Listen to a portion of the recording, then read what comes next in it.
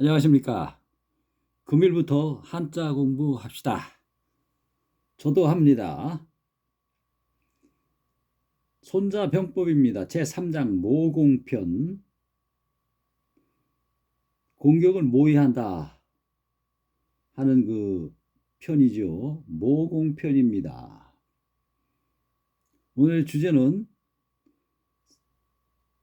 사살하거나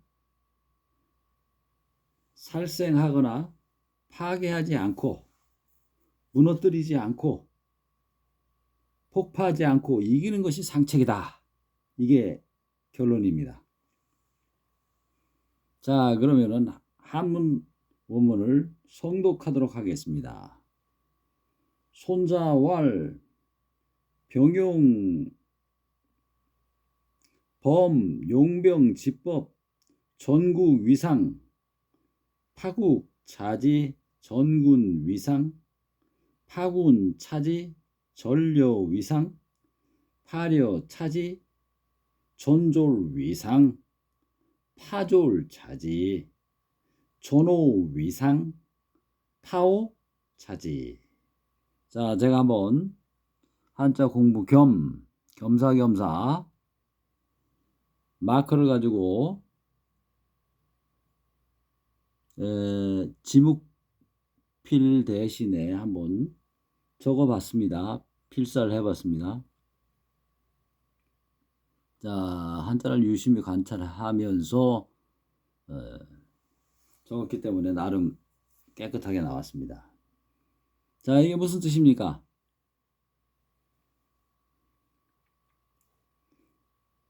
손자께서 말씀하셨다. 손자왈 무릇범자죠. 무릇범 범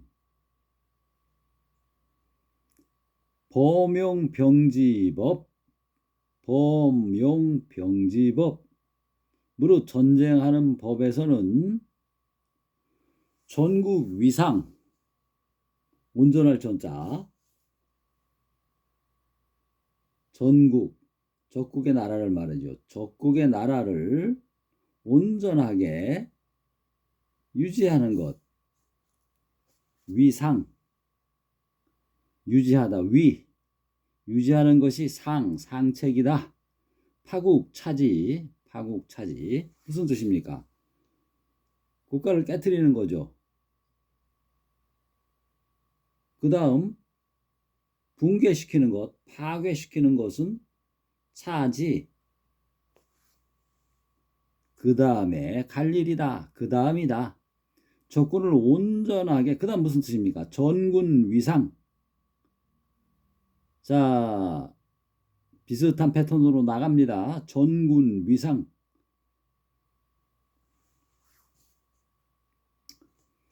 적군을 온전하게 놔두는 것, 즉 포섭하는 거죠. 가만두면 뭐가 됩니까? 안 되죠. 적군을 여기서 군은 아군이 아니고 적군입니다. 공격을 모의하는 그 편이기 때문에 전군 위상 저도 공부하면서 같이 공부하는 겁니다. 전군 위상 적군을 온전하게 포섭하는 것이 상책이요. 상이다. 상중하 상책, 중책, 하책 중에서 상책이다. 다시 말해서 죽이거나 파괴하지 않고 이기는 것이 상책이다. 그 원칙하에 지금 작전을 펴 나가고 있는 겁니다. 전군 위상 포섭을 해야 되겠죠. 파괴하지 않으려면은 외교를 통해서든 첩자를 통해서든 포섭을 해야 됩니다. 사업하는 것도 마찬가지겠죠. 사업에도 한번 적용해 보시기 바랍니다. 그 다음 파군 차지 애따 모르겠다 하고서 그냥 죽이고 상하게 하는 것은 그 다음이다. 그 다음 차선책이다. 차지 그 다음에 할 일이다. 이판사판 안 될 때는 죽여야 되겠다. 그런 마음이 들겠죠. 전쟁통에는 내가 죽으면 안 되니까. 그러나 이것은 상책이 아니고 차지 자선책이다. 그 다음은 무슨 얘기입니까? 전혀 위상. 여는 여단을 얘기합니다. 여단. 여단을 군대에 다니죠. 여단을 온전케 함이 상책이다. 상책이고 전혀 위상. 온전케 한다. 여는 여단을 얘기합니다. 여단을 의미한다. 전혀 위상. 온전하게 여단을 유지하는 것이 온전케 한 상태에서 포섭을 하는 게 상책이다 하는 얘기죠. 전혀 위상. 거기에 남아있는 그 여러 가지 전리품들이 있겠죠. 대포라든가 뭐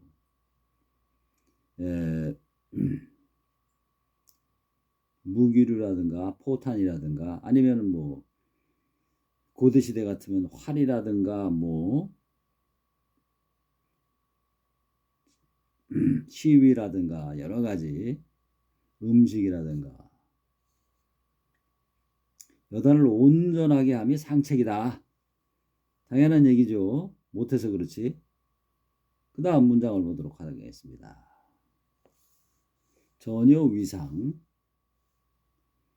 파리어 차지죠. 그 다음 문장. 파괴한다. 여단을 파괴하는 것은, 깨트리는 것은, 무너뜨리는 것은, 폭탄으로 공격하는 것은 뭡니까? 차지. 자선책이다. 도저히 다른 방법이 없을 때 그렇게 하는 것이죠. 적군의 그 저항이 극심할 때.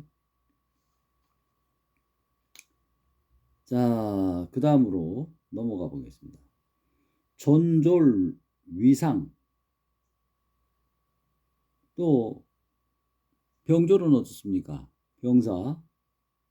병사들, 전투원들이죠. 적군의 전투원들. 졸은 적국의 전투원을 의미하죠. 온전하게 놔둬라. 동사입니다. 전졸 위상. 온전하게 놔두는 것이 상책이다.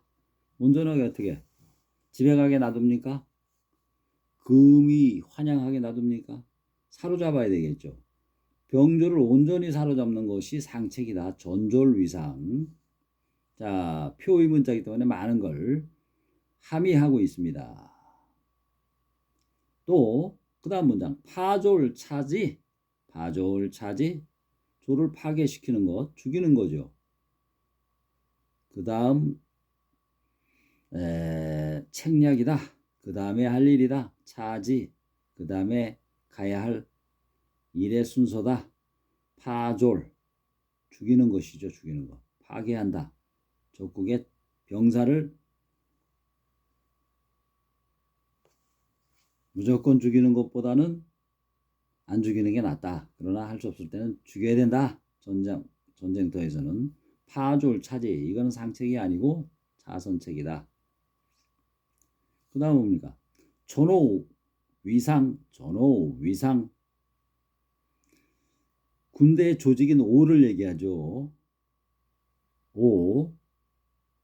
오와 열을 맞춘다. 그런 얘기가 있어요. 군대 조직인 오를 온전케 함이 상책이다. 잘 걸어가고 있는 그 적군의 군대를 그냥 걸어가게 놔두는 게 낫겠죠. 우리 쪽으로 방향 전환해서 회유시키는 게 상책이란 얘기죠. 말을 안 듣고 총을 쏘고 활을 쏘고 저항을 하면 깨트려야 되겠죠. 그때에서 깨트리는데 그것은 자선책이다. 파오 차지. 오를 파괴시켜서 공격할 준비를 한다. 파오 차지. 그것은 자선책이다. 그런 얘기입니다.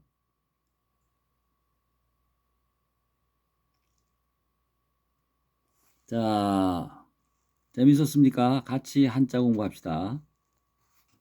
자, 전쟁이 시작됐을 때 최선의 방책은 적국을 멸망시키는 것이 아니라 그대로 존속시켜서 미국하고 한국하고 싸울 경우에 파괴시키면 안 되겠죠. 경제 전쟁이죠. 경제 전쟁을 할 때도 그대로 존속시켜서 그쪽이 최선을 다하도록 놔두면서 이쪽의 지배하에 기술로 AI로 지배하에 두는 것이 상책이다. 상대국을 완전히 멸망시키는 것은 불가피할 경우에나 쓰는 차선의 방책이다. 고대 전투에서 가능했던 일이죠. 현대 전투는 이렇게 하지 않는 것이 좋겠습니다. 우크라이나 러시아 전쟁 참 이거 문제가 많습니다. 심각합니다. 이런 방법은 전쟁터에서 당연히 해당이 되는 것이죠. 되도록 적군의 목숨을 보존하여 군사들을 악원으로 돌아서게 해서 공병으로 쓴다든가 취사병으로 쓴다든가 할 수가 있겠죠. 그게 최상책입니다. 이를 경멸한다는 것은 그 최상책이 도저히 불가능할 때 쓰는 수단이죠. 최후의 수단. 가능하다면 쌍방이 희생이나 손상을 입지 않는 게 최고겠죠. 천하보다 귀한 게 사람의 목숨 아닙니까? 지배자만 바뀌게 하는 것이 가장 좋은 방책이라고 할 수 있겠습니다. 자, 트럼프도 지도자만 살짝 바꿔주는 게 좋겠죠. 그 다음에 가능하다면 우크라이나, 러시아의 그 지도자만 살짝 바꿔주는 방책이 있겠죠. 미인계를 통한 방책이 또 하나 있을 것이고 여러 가지 외교를 통한 방책도 있을 것입니다. 최고의 전투 방법은 싸우지 않고 전쟁을 이기는 것이다. 그것이 목적을 이루는 방법이다. 차선책은 하는 수 없이 상대를 무찌르는 전투를 시작한다. 이런 얘기죠. 제갈공명을 한번 예를 들어보겠습니다. 제갈공명의 공성계 비인성으로 적을 유인해서 혼란에 빠뜨리는 전략이죠. 비인성으로 그 제갈공명의 공성계를 이용하여서 사마 중달의 대군을 퇴각을 시켰던 바 있죠. 그는 중달의 대군이 공격해 왔을 때 공명은 성문을 모두 열어놓고 자신은 도사 차림으로 누각에 올라서 한가롭게 검은 고를 타면서 적군이 오기를 기다렸었습니다. 이것을 본 중달은 당황하여 고민에 빠졌죠.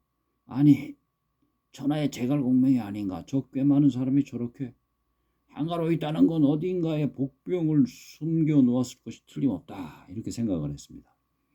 이렇게 일부러 무방비 상태인 양 보임으로써 적의 판단을 흐리게 하는 전략은 반대 심리를 이용하는 전략입니다. 적에게 발각되면 돌이킬 수 없는 그야말로 죽음을 무릅쓴 계책 중의 계책이죠. 이것도 위험하긴 합니다. 자, 제갈공명의 이 계책은 상대가 얼떨떨한 결에 경황이 없는 중에 술척에 넘어가게 하는 전략이라고 할 수 있겠습니다. 구독 감사합니다. 한 번 더 송독하도록 하겠습니다. 손자월, 범, 용병, 지법, 전국, 위상, 파국, 차지, 전군, 위상, 파군, 차지, 전려, 위상, 파려, 차지, 전졸, 위상, 파졸, 차지, 전호, 위상, 파오, 차지. 엄수입니다.